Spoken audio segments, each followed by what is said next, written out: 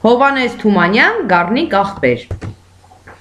Երկու որբեր, քուր ու աղբեր, կորած գնում են հեռու։ Արևը վառ, ճամփեն երկար, ոչ աղբյուր կա, ոչ առու։ Քույրը մեծ էր, ոնց որ լիներ, կհամբերեր արևին, բայց աղբերը փոքրիկ էր դեռ, չէր դիմանում ծարավին։ Գնում են, տեսնում են ճամփին, կովի ոտնատեղ, մեջը լիքը ջուր։ Քուրիկ ջան, քուրիկ, ես շատ եմ ծարավ, ինչ կլինի թողնես խմեմ մի պուջուր։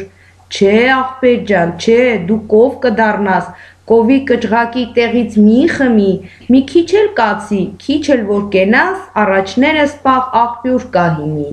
Երկու որբեր, քուր ու աղբեր, գնում են հեռու, արևը վառ, ճամփեն երկար, ոչ աղբյուր կա, ոչ առու։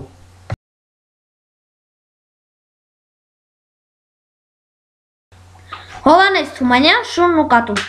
Ժամանակով կատուն ճոն էր, Շունն էլ գլխին գդակ չուներ։ Միայն գիտեմ, ոչ որդի անց որդի, ճանկել էր մի գառամ մորթի։ Եկավ մի օր ձմեռնամուտին, կատվի կուշտը տարավ մորթին։ Բարի աջողում ուստա փիսո, գլուխս մրսեց իսեր աստծո։ Արես մորթին ու ինձ համար մի գդակ կարիր գլխիս հարմար։ Վարդիդ համար միամիտ մնա, համա շատ չուշանա։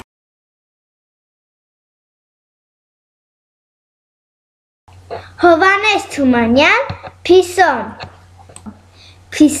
Փիսոն մլավան, թավրիս թողեց փախավան,